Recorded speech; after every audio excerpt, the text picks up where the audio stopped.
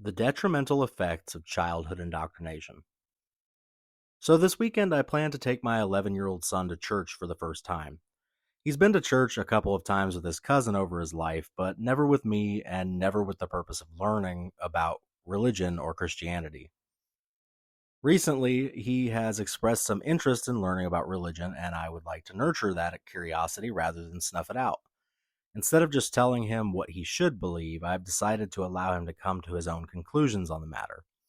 Now, over the years, I have been guilty of just flat out telling him that God is probably not real and that religion is BS, but I've always allowed him to ask questions and come to his own conclusions.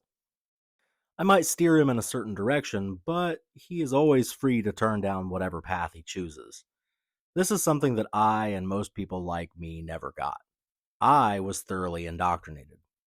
I was never given the opportunity or tools to ask questions and critically evaluate my religion.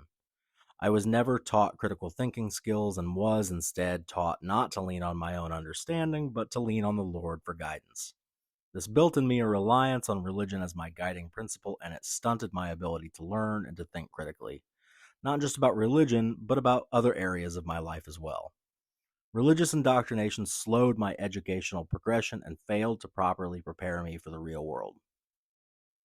Religious indoctrination also slowed my emotional development as well. It taught me that I should rely on institutions and authorities for guidance and not to seek any emotional growth outside the boundaries of my religious community.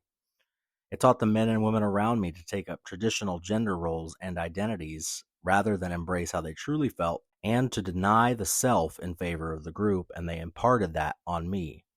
Religious indoctrination has always sought to create emotional automatons that think and feel only in ways that it sees as appropriate, and has never embraced individual autonomy, emotional maturity, or freedom of expression.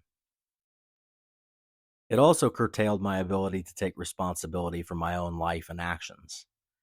It taught me to take all of my worries and problems in prayer to a benevolent, supernatural God and to hope that it sorted it all out for me rather than to take charge of my own life and work to make things happen.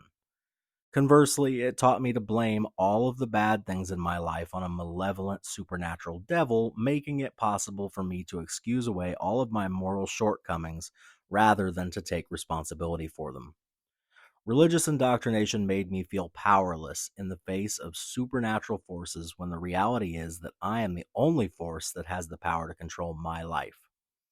Lastly, it eroded my ties to the wider human community that was outside of my particular religious community. It taught me to idolize the in group and fomented hatred of outsiders and members of other faiths. It taught me that unbelievers and members of other faith groups are deserving of divine punishment for nothing more than being born into the wrong religion. It taught me to think of the world in black and white, us versus them terms, and to see myself and my brothers and sisters in Christ as the moral arbiters of society and others as fallen heathens that should follow our example. These are all of the reasons that I have decided to give my son the opportunity to learn about religion firsthand. I don't just want to indoctrinate him into atheism. I will say that I would like him to choose it of his own free will, but even if he should become religious, I will at least know that it was his own decision and not me forcing him down a path that he didn't want to follow.